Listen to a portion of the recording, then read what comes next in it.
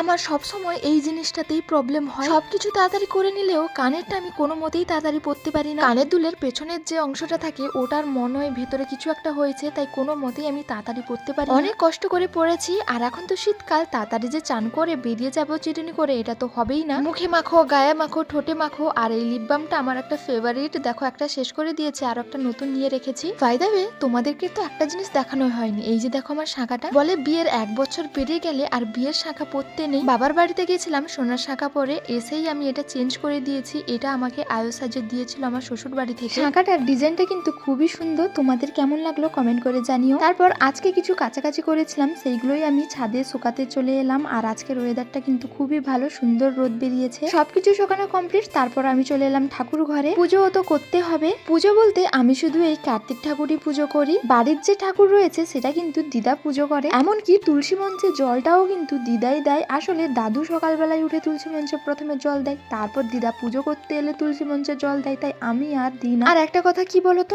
আমি যদি সব ঠাকুরকে পুজো করেও দিই তাও দিদা চান করার পর আবার ডবল পুজো করবে, তাই আমি আর পুজো করি না। তাই ঠাকুরের কাছে ভালো করে পরিষ্কার করে দিলাম, যাতে দিদা এসে শুধু ফুলটা দিয়ে দেয়। দাদু যে সকালবেলায় তুলসী মঞ্চে জল দেয় আর ফুল দেয়, সাথে কিন্তু ফুলও টুকে রেখে দেয়। দেখতে পাচ্ছ ফুলঝুড়িটা পুরো ফুল টুকে ভর্তি করে রেখেছে।